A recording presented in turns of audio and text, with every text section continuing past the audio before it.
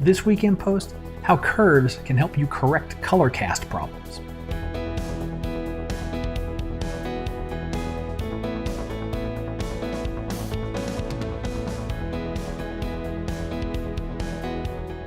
Hey everyone, I'm Scott Davenport and welcome to In Post. Thanks for joining me today.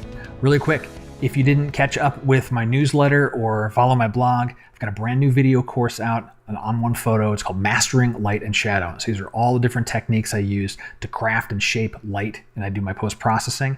And so it goes through everything: concepts, tools, techniques, end-to-end examples. Hope you'll check it out and take your on-one photo processing to the next level. And so today's video is about curves and using a curves control to fix color casts. I mean, curves is kind of an old school type of adjustment, but sometimes there's no school like the old school. And I had this photo actually from the shoot I did showed you in the field earlier this week, where using this curve was really, really useful. So I did a bunch of different things to this photo, and I'll run through a few of the processing steps for the end result. But particularly, I love that there's this, this blue haze and the mist going all through here. It all looks really great. But the amount of blue that's in these, hills here in this foreground piece of land is just too much. And so I used a tone enhancer. I'll turn that on, and you're going to see that this becomes nicer and greener, and it's not as blue, right? Now, how did I do that with the curve? Well, it's real simple. You open up the curves portion of the tone enhancer, and there's a blue channel, and you can see I've taken a point and I've just pulled it down a little bit. And what that does is it reduces the amount of blue. Now, if you're really paying attention, you'll say, well, hang on a second, Scott.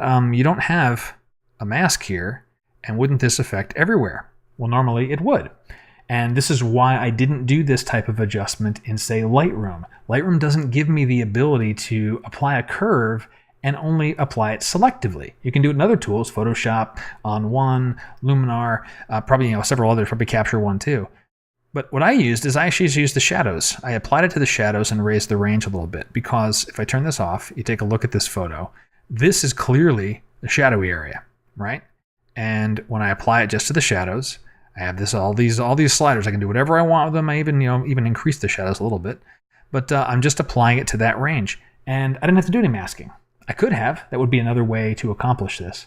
But the curves really just took that edge off of this blue cast for just the area that I wanted it. And then for the rest of the scene, I put a whole ton of things on here. I'll start slapping them back on so you can see what I ultimately ended up doing. And I think, from an interest point of view, I like this as black and white. I've processed a couple of others with the blue tones as well. Even though I did fix the blue color casts, I want a good color photo before I start working in black and white. I think something else that was interesting was using a blur filter. It's not something I do very often, but watch the foreground water, turning off the blur, turning on the blur, and I'll crank it up really far so you can see that it's affecting just the foreground. This would be a little bit unnatural. It looks kind of cool, actually, now that I'm playing with it. But I didn't have a super long filter on it. It doesn't make sense, right? The clouds have crispness to it, and if the water becomes completely smoothed out, you can tell that there's some type of post-processing trickery going on. But just taking a little bit of the edge off of that foreground water, that was a nice one. And then local adjustments, to do anything particularly interesting in there. It looks like all pretty straightforward things. It's mainly dodging and burning. I'm basing that looking on the masks here. Looks like a little bit of detail work in this particular one, before and after. It's just a few touches on there. But yeah, I think what prompted me to sit down and do this video was the curves control. If you remember, in my newsletter, I actually sent out an article that was talking about using curves to fix color casts.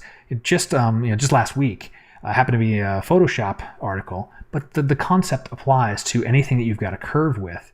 And the only thing I would advise you, and this is kind of the tip of the week, I guess, if you want to do these types of curve selectively to your photos, you've got to go outside of Lightroom. You've got to use something else that gives you the ability to paint or mask or control how that curve is applied to either the tones of your image, or you can paint it in with a mask.